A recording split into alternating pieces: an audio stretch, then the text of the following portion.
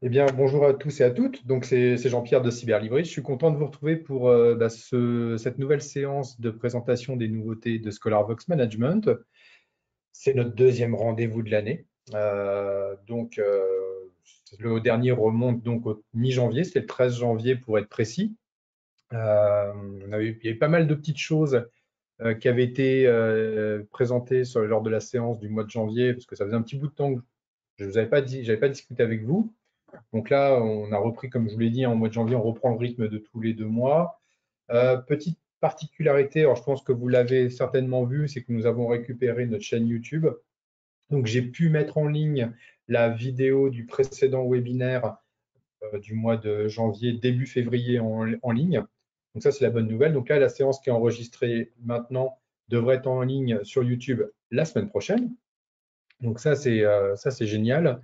Je peux aussi d'ores et déjà vous annoncer la date du prochain webinaire ScholarVox Management qui aura lieu fin mai, ce sera le 26 mai, le vendredi 26 mai, toujours à 11 heures. Donc voilà, comme d'habitude, hein, toutes les personnes qui participent à la séance d'aujourd'hui, je vais vous envoyer une petite récap des points qui ont été évoqués lors du webinaire d'aujourd'hui. Et puis, vous recevrez évidemment le lien pour pouvoir d'ores et déjà vous inscrire à la séance du 26 mai si vous le souhaitez. Au niveau du plan de la présentation, on conserve le plan classique, hein. Je vais partir sur un focus de quelques éditeurs qui nous ont fait d'importantes mises à jour ces dernières semaines. Et puis après, je vais partir dans une sélection thématique où il y aura une sélection consacrée à l'économie, à la gestion finance, aux ressources humaines et au management, au marketing, au marketing communication, à la stratégie d'entreprise et enfin toujours un petit focus autour de la culture générale. Voilà un petit peu pour le plan du webinaire d'aujourd'hui. Donc je vais pouvoir commencer d'ores et déjà. Je vais couper ma caméra maintenant et puis on va passer sur la présentation du webinaire.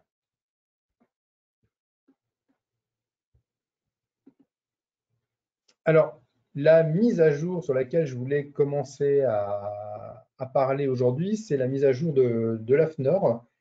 L'AFNOR nous a fait une belle mise à jour d'ouvrage. Vous voyez, 28 titres qui ont été ajoutés hop, ici ces dernières semaines. Donc, c'est une rétrospective des parutions de 2022 qui ont été mis en ligne avec l'AFNOR. Il y a beaucoup d'ouvrages intéressants qui ont été ajoutés dans cette sélection. Il y a quelques ouvrages de la collection Sans questions pour comprendre et agir, par exemple. Alors, il y a celui-ci qui est là. Mais il y en a d'autres également qui sont disponibles. Je les ai classés par ordre alphabétique, hein. Il y a de la gestion des risques au management du risque aussi. Il est où? Ben voilà. Il y a la société digitale dans la collection Sans questions pour comprendre et agir. Le grand livre de la gestion des stocks et approvisionnement. Les nouveaux outils de l'entreprise de demain aussi. Le management des risques également. Et qu'est-ce que j'avais retenu? Ah oui, le QCM, vente et négociation, qui me semblait vraiment bien. Apprendre et performer. Donc, plein de petits trucs et astuces pour réussir ses ventes et ses négos. Ça, j'ai trouvé ça super intéressant. Puis le petit dernier, c'est transformer l'entreprise de l'intérieur. Donc, il y avait pas mal de choses dans les titres qui ont été mis à jour par l'AFNOR. Vous recevrez évidemment le lien de cette sélection et vous pourrez aller voir donc les ouvrages un par un en fonction de ce qui vous intéresse.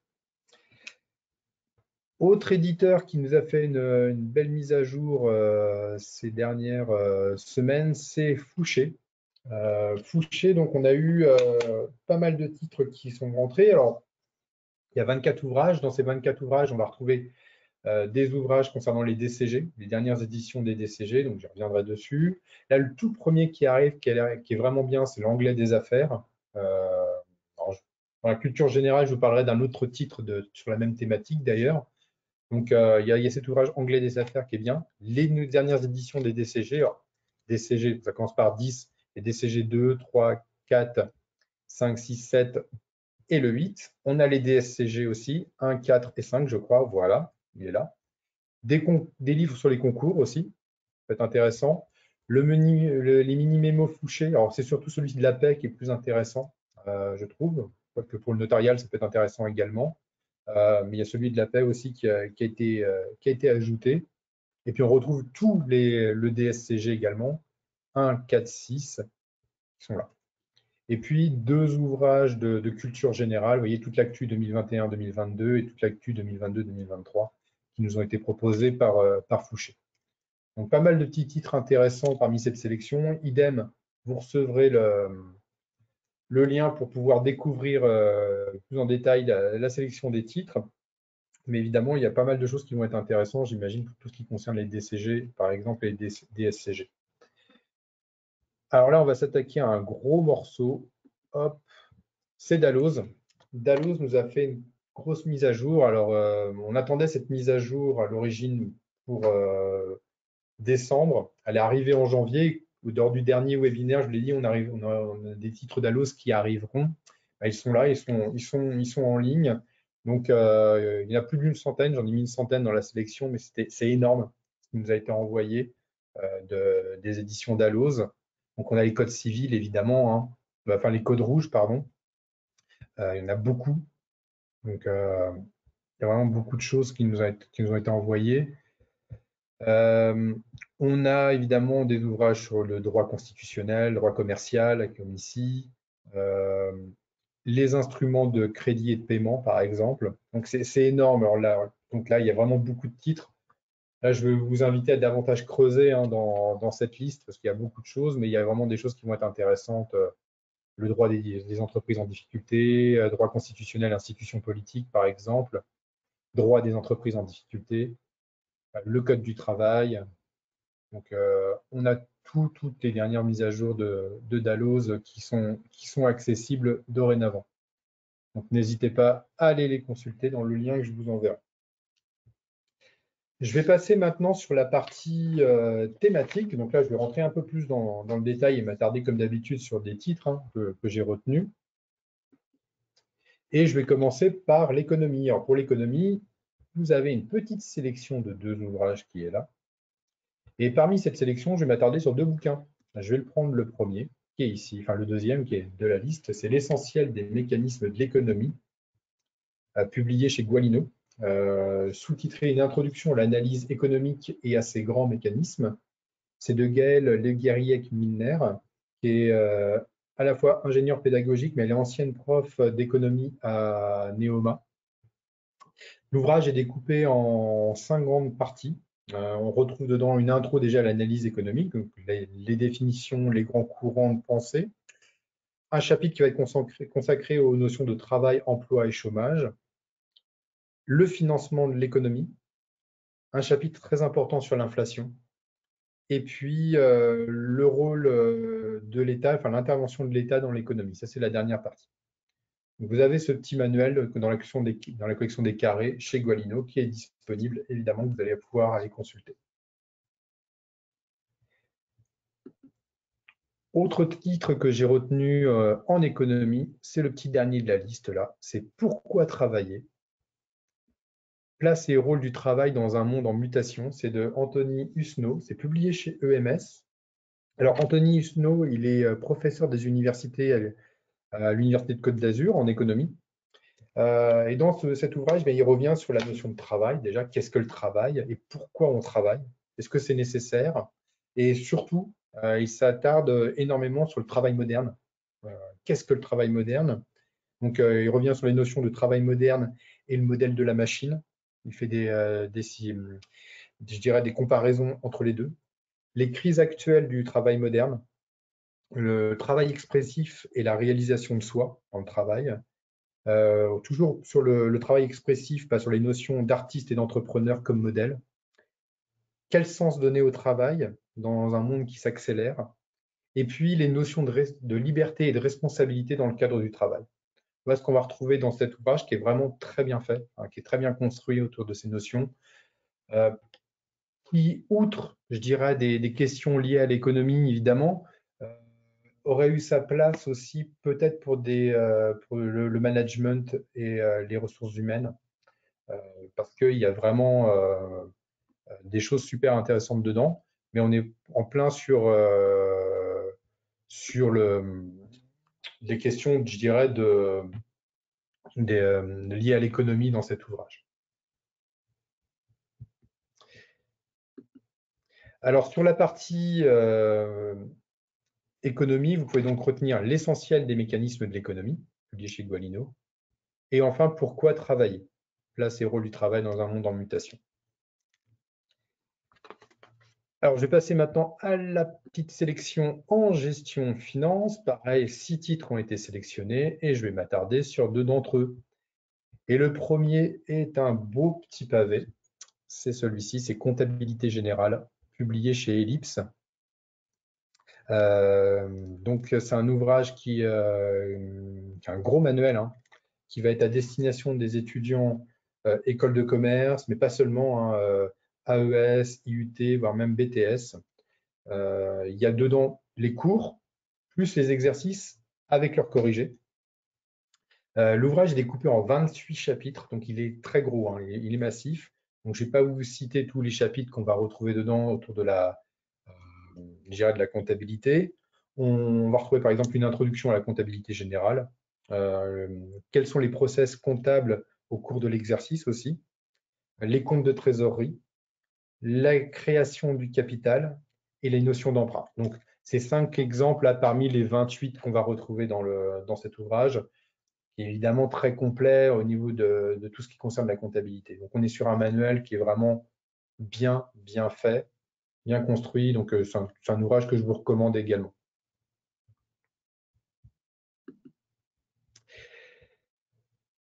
Autre titre que j'ai retenu, alors j'aurais pu mettre dans la partie également culture générale, mais ça m'a semblé intéressant de le mettre dans la partie gestion finance, c'est Credo et Crédit, la pensée sociale catholique et la finance.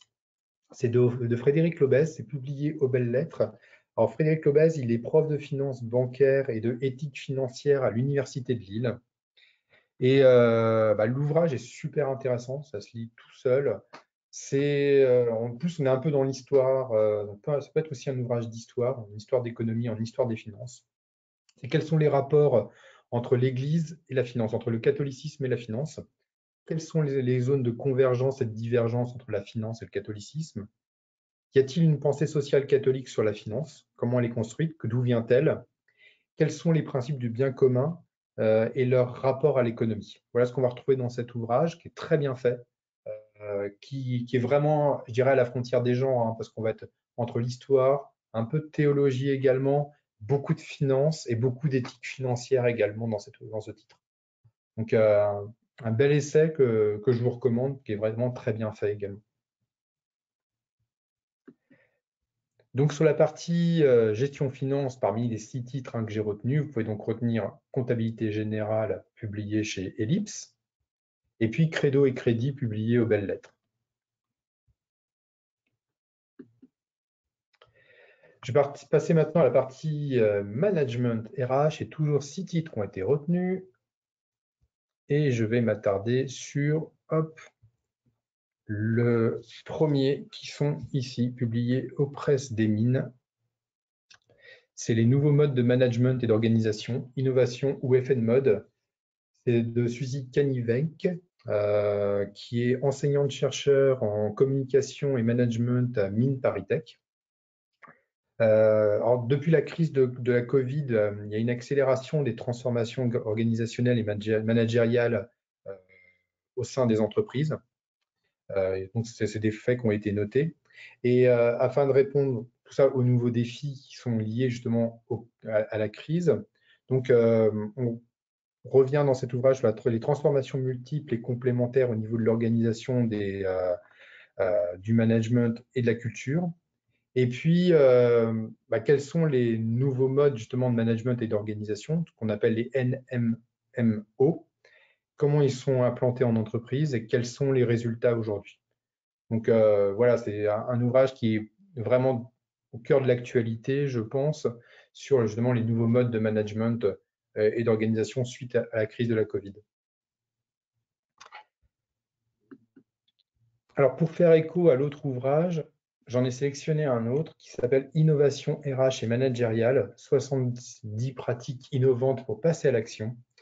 Il y a 3 auteurs qui ont travaillé dessus. C'est publié chez EMS. Il y a tout d'abord Michel Barabel, qui est maître de conférence à l'Université Paris-Est en management et ressources humaines. Sophie Loyeux, qui est content management au Lab RH. Et puis enfin Olivier Meyer, qui est professeur des universités à Paris-Est. Donc il y a 70 études de cas dans cet ouvrage qui expliquent les différentes étapes pour passer d'innovation théorique à la pratique en tout ce qui concerne les innovations ressources humaines. Donc on retrouve dedans les enjeux de la transformation par le facteur RH et puis l'ensemble des différentes pratiques innovantes qu'on va retrouver. Donc les pratiques innovantes à la fois dans le recrutement, dans le développement des compétences, dans l'évaluation des carrières et dans la qualité de vie au travail. Et puis on est au niveau du management et des RSE également. Donc c'est un ouvrage qui va être très complet sur toutes les notions d'innovation écrit par des professeurs. Donc évidemment, on est quasi dans un manuel d'ailleurs. On n'est pas forcément dans un manuel, mais on est quasi dans un manuel. Donc c'est un ouvrage que je vous recommande également pour comprendre le rôle des innovations. Alors, vous pouvez retenir pour la partie management RH les nouveaux modes de management et d'organisation, et puis innovation RH et managériale, publié chez EMS. Alors, on va passer au marketing communication maintenant. Et pareil, 6 titres sélectionnés, je vais faire un focus sur 2 d'entre eux. Et le premier sur lequel je vais m'attarder, c'est cet ouvrage qui est publié chez Luno, Design graphique et stratégie de marque, du logotype au concept retail. C'est les fondamentaux et études de cas. C'est de Georges Sinclair, qui est directeur artistique et créateur d'identité visuelle. Il a travaillé pour de nombreuses marques. Je pense au Furet du Nord, à Mondial Tissu, Relais H Café par exemple.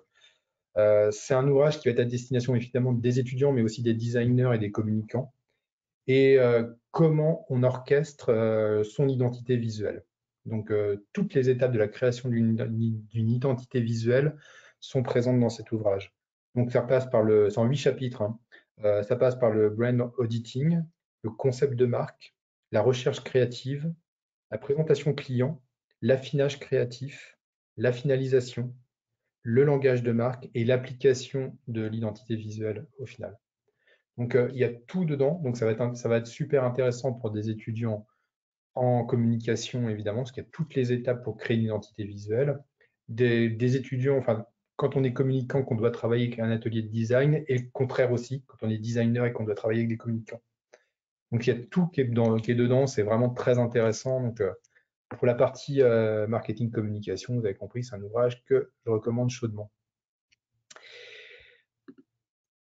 Autre titre que j'ai retenu, c'est publié chez l'éditeur canadien qui s'appelle JFD Inc. C'est le marketing et la communication en tourisme, hôtellerie et restauration. C'est de Sylvain Audet, qui est consultant en tourisme, mais qui est également chargé de cours en tourisme à l'École de sciences de gestion de l'Université du Québec. Et dans cet ouvrage, on retrouve comment construire un plan marketing en tourisme, hôtellerie et restauration, justement.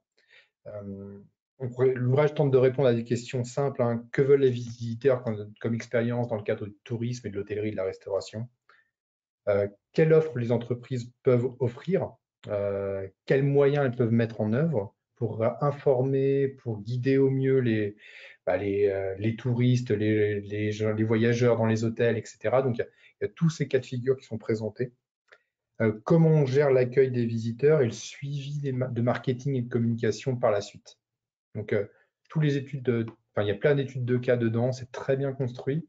Donc, c'est un ouvrage que je vous recommande si vous avez des étudiants ou vous êtes un étudiant qui travaille sur le tourisme, l'hôtellerie et la restauration.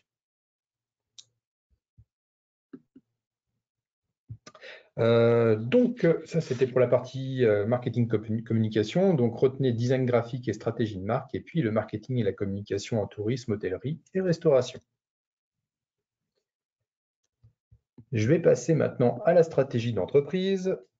6 titres sélectionnés, je vais m'attarder sur 2 d'entre eux. Et le premier sur lequel je vais m'attarder, c'est celui-ci. La transformation digitale du modèle d'affaires vers un business model digital dynamique, BM2D, à destination des PME. 2 personnes ont travaillé sur cet ouvrage, hein. Il y a tout d'abord Patrick Varenne, qui est chargé d'enseignement à l'Université de Nice en économie-gestion, et Cécile Godet, qui est professeure agrégée à l'Université d'Aix-Marseille, également en économie-gestion. L'ouvrage revient sur les capacités qu'ont les PME pour effectuer leur transformation digitale. Quels sont les coûts de cette transformation? Quelles sont les réussites également, les échecs? Pourquoi ça a marché? Pourquoi cette transformation ont échoué? Existe-t-il des modèles qui accompagnent les PME justement? Et justement, spoiler alert, il y en a un, c'est le BM2D justement, qui est décrit dans cet ouvrage. Donc il y a toutes les étapes dedans pour accompagner au mieux les PME, donc c'est vraiment à l'échelle des PME cet ouvrage, dans leur transformation digitale. Donc voilà, et tout le business model qui est lié à ça aussi. Autre ouvrage en stratégie d'entreprise que j'ai retenu, c'est toujours publié chez EMS, c'est La renaissance du phénix nucléaire, ou l'histoire d'Areva à Orano, vue de l'intérieur. Donc il y a 2 personnes qui ont travaillé sur cet ouvrage. Il y a tout d'abord Hélène Derrier, qui est directrice RH de Orano, justement, et David Autissier, qui est maître de conférence à l'IAE de Paris-Est Créteil. Et cet ouvrage est c'est un excellent petit condensé d'une transformation de l'entreprise. Il n'y a pas que le nom qui a changé d'Areva pour Orano, il y a eu plusieurs modifications évidemment, et tout est expliqué dans cet ouvrage et vu de l'intérieur justement. Donc, quelles ont été les étapes pour transformer Areva en Orano? Quelles ont été les questions économiques, industrielles et stratégiques liées à cette évolution? Et puis, via des rencontres de salariés, de cadres et un questionnaire qui avait été lancé au sein de l'entreprise, on va découvrir la complexité de la restructuration d'un des fleurons de l'industrie française. Donc, je vous conseille ce bouquin qui n'est pas très long, qui fait une centaine de pages, qui se lit tout seul. Et c'est une super, je vous dis encore une fois, c'est une super étude de cas pour comprendre le changement de stratégie d'une entreprise. Et là, pas n'importe laquelle, on parle d'Areva qui est devenu Orano, par exemple. Donc, sur la partie stratégie d'entreprise, vous pouvez donc retenir la transformation digitale du modèle d'affaires et puis la renaissance de Phénix nucléaire, tous les 2 publiés chez EMS. Et puis, je vais terminer par la partie culture générale. Et je vais prendre le premier titre qui est là. C'est Au cœur de l'esprit critique, petit guide pour déjouer les manipulations. C'est publié chez Erol. C'est un ouvrage qui a été écrit par Séverine Falkovitch, qui est maître de conférence en psychologie à l'Université d'Aix-Marseille, Clément Naveillant, qui est doctorant à l'Université de Côte d'Azur, et puis avec le youtubeur qui s'appelle Monsieur Contradisco également. Donc c'est un travail à plusieurs personnes pour justement débusquer les fake news, les théories du complot et les fausses croyances. Et l'ouvrage nous explique tout d'abord comment trier les informations, se méfier de soi-même avant tout quand on reçoit des informations, comment lutter contre les fausses croyances, comment développer son esprit critique et l'utilité de l'esprit critique, et puis quel est le rapport aussi de la psychologie dans le scepticisme. Donc il y a tous ces points qui sont évoqués dans cet ouvrage. C'est vraiment très bien fait. Ça permet vraiment, sur certains points, à l'heure des fake news et des complots, de remettre un peu les pendules à l'heure et de comprendre et de décortiquer toutes les théories qu'on voit apparaître de jour en jour. Donc c'est un petit ouvrage que je vous conseille qui est très bien pour développer son esprit critique. Et autre titre que j'ai retenu, alors je vous en ai parlé tout à l'heure quand je vous présentais les ouvrages de chez Fouché, mais là c'est un bouquin de chez Elif qui s'appelle Economic and Business English, qui est de Stéphane Sitayeb, qui est professeur d'anglais à l'Université de Paris-Saclay. C'est un ouvrage qui va être à destination des étudiants pour maîtriser au mieux le vocabulaire anglais dans le cadre de l'économie et du business. Donc l'ouvrage, il y a plein de méthodes dedans sur l'économie en anglais. Il y a tout un lexique avec plus de 3000 expressions sur l'économie, le commerce, les finances, le marketing, la gestion. Il y a 7 grands chapitres également qui sont découpés dans cet ouvrage, qui sont présentés, je veux dire, autour de la grammaire anglaise. Tout un cours d'économie en anglais également dedans. Donc, il est vraiment très complet, ce titre. Et puis, il va pouvoir accompagner aussi des étudiants qui ont des concours à préparer en anglais. Donc, tout est dedans, c'est vraiment très bien fait. Donc, c'est un ouvrage que je vous recommande aussi pour la culture générale, que j'aurais pu mettre dans la partie économie, évidemment. Mais je voulais faire un petit focus sur ce titre. Donc voilà, sur la partie culture générale, donc vous pouvez retenir les 2 ouvrages au cœur de l'esprit critique ici, et puis Economic and Business English, publié chez Ellipse. Voilà, bah, j'ai terminé pour la présentation d'aujourd'hui. Donc, il y avait pas mal de petites choses, encore une fois, à parler. J'espère que la séance vous a plu, que vous avez trouvé des ouvrages intéressants à publier, enfin, à présenter à vos étudiants, ou si vous êtes étudiant, à parcourir. J'ai une petite question qui est arrivée tout à l'heure sur l'indice de popularité des ouvrages sur les fiches de livres. Cette indication signifie l'usage qui est fait autour du titre. Il est calculé entre 0 et 100 c'est un indice de popularité. Et plus l'ouvrage est consulté, plus il est rangé dans des étagères, plus l'indice je dirais, de popularité augmente. Alors évidemment, pour des ouvrages récents, au départ, il est assez bas, et puis il monte, il va crescendo, évidemment, en fonction des usages. Voilà, donc je vous remercie de votre attention.